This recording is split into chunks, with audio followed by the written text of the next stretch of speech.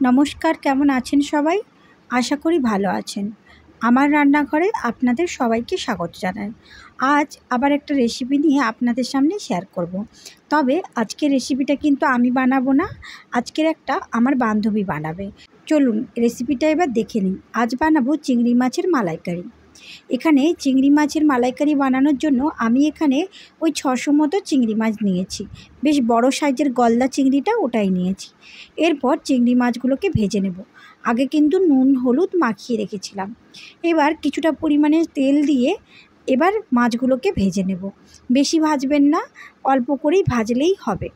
আমি এই চিংড়ি মাছটা ভাজতে ভাজতে এই মশলাগুলো বানিয়ে নিয়েছি। এখানে একটা মিডিয়াম সাইজের পেঁয়াজ ঝুরি ঝুরি করে কেটে নিয়েছি, হাফটা মতো টমেটো, আর নিয়ে নিয়েছি আদা আর রসুন ওই 3-4 কোয়া মতো। এবার দেখুন মাছগুলো ভাজা হয়ে গেছে, তুলে নেব। এক এক করে এইভাবে মাছগুলোকে ভেজে নিয়েছি। এবার তেলের মধ্যে 1 টিস্পুন মতো ঘি দিয়েছে। এবার ফোড়নে দিয়েছে গোটা মশলা, ওই লবঙ্গ, দারচিনি আর তেজপাতা, শুকনো লঙ্কা একটা আর এলাচ। এরপর এখানে দিয়ে দিল পেঁয়াজ বাটা, দিয়ে বেশ কিছুটা সময় কষিয়ে নিয়েছে। এই ফাঁকে নারকেলের দুধটা কিন্তু বার করানো হয়ে গেছে। নারকেলটা চুড়ে গরম জলের সঙ্গে মিশিয়ে দুধটা বার করে নিয়েছি।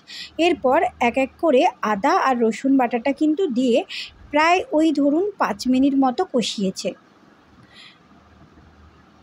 এরপর স্বাদ মতো লবণটা আপনারা আপনাদের স্বাদ অনুযায়ী দেবেন। এরপর দিয়েছে হলুদ গুঁড়ো, দিয়ে আবারও কষিয়ে নিয়েছে। এরপর দিয়েছে টমেটো কুচি,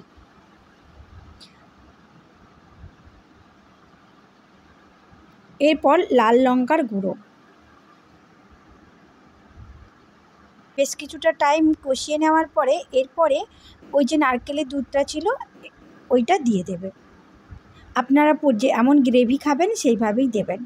এরপর কিছুটা টাইম ফুটে গেলেই এরপর দিয়ে দেবে চিনি, স্বাদ মতো চিনি। ওটার আপনাদের সঙ্গে শেয়ার করা হয়নি। দেখুন কিছুটা টাইম ফুটে গেছে। এরপর মাছগুলো দিয়ে দেবে। মাছগুলো দিয়ে বেশ 3 থেকে 4 মিনিট ফুটিয়ে নিলে কিন্তু এই রান্নাটা রেডি হয়ে যাবে। এই রান্নাটা কিন্তু আমার খুব ভালো লাগে। আপনাদের কেমন লাগে আপনারা কিন্তু কমেন্ট করে জানাবেন। আমি চিংড়ি মাছের রেসিপি আগে অনেকবার আমার এই চ্যানেলে দেওয়া আছে, আপনারা দেখে নিতে পারেন। চিংড়ি মাছের কিন্তু অনেক কটা আইটেম আছে।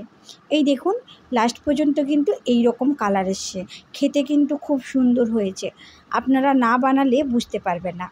এরপরে আমি এখানে দিয়ে দেব ওই কুচিয়ে রাখা ধনিয়া পাতা আর কাঁচা লঙ্কা।